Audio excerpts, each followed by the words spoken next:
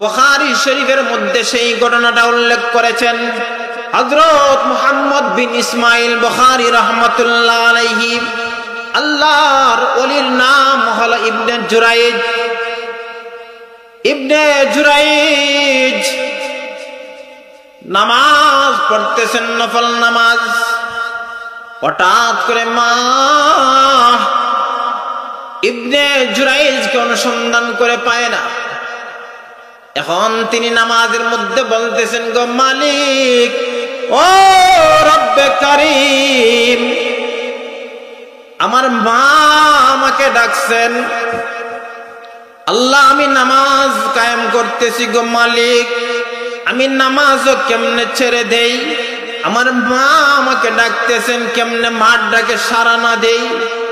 এই সুন্দর ভিতরে আল্লাহর বান্দা নামাজ শেষ করতেছে। মা ইবনে জুরাইজ বলে, ইবনে জুরাইজ বলে ডাকতেছেন।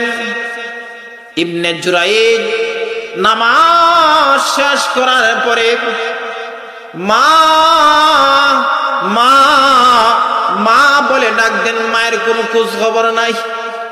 আবার নফল নামাজ শুরু করছে। নামাজ শুরু করতে না করতেই কিছুক্ষণ পরে আবার মা ডাকছে। আবার তিনি নামাজে, ওগো মাওলায়ে কারীম, আমি নামাজ পড়তেছি গো মাওলা, নামাজ কেমনে ছেড়ে দেই? আবার মা আমাকে ডাকতেছেন, আমি মায়ের ডাকে কেমনে জবাব দেই? উভয় সংকটের ভিতরে পড়ে গেলেন। এর ভিতর দিয়ে আল্লাহর বান্দা নামাজ শেষ করছে। নামাজ শেষ করার পরে ইবনে জুরাইজ মা মা মা বলে ডাক দিয়েছেন, কিন্তু মায়ের তো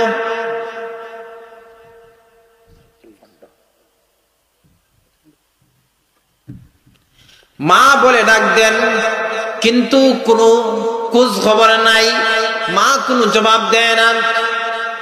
এরপরে আবার তিনি নামাজের মধ্যে নামাজ আরম্ভ করলেন। এর কিছুক্ষণ পরে আবার মা ইবনে জুরাইজ বলে ডাক দিয়েছেন। সন্তানের কোনো সাড়া পাওয়া যায় না।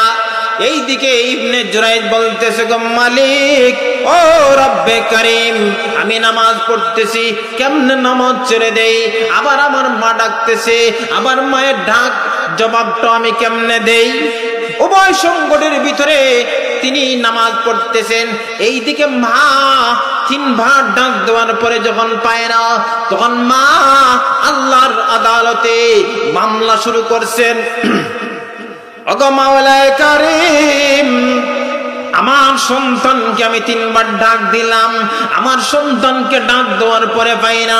ওগো মাওলায়ে কারীম, আমার সন্তানকে তুমি বেশ্যা মহিলার মুখ না দেখাইয়া তাকে মৃত্যু দিও না। আল্লাহ রাব্বুল আলামিন মায়ের দোয়াকে কবুল করছে।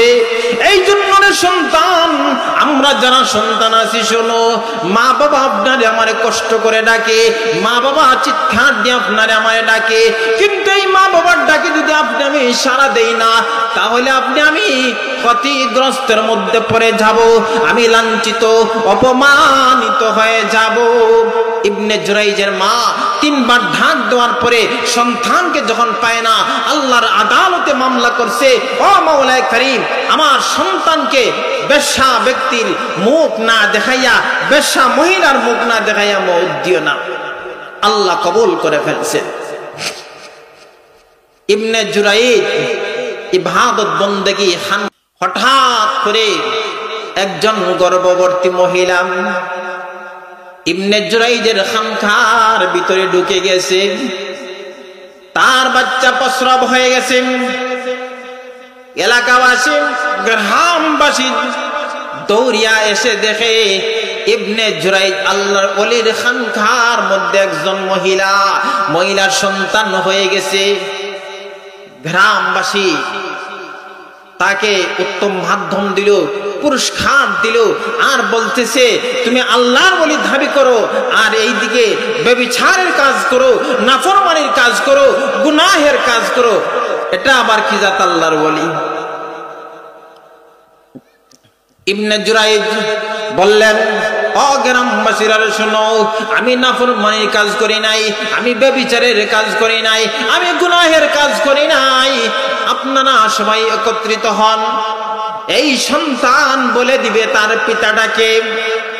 গ্রামবাসী সবাই একত্রিত হয়েছেন। এই মহিলাও আসছে।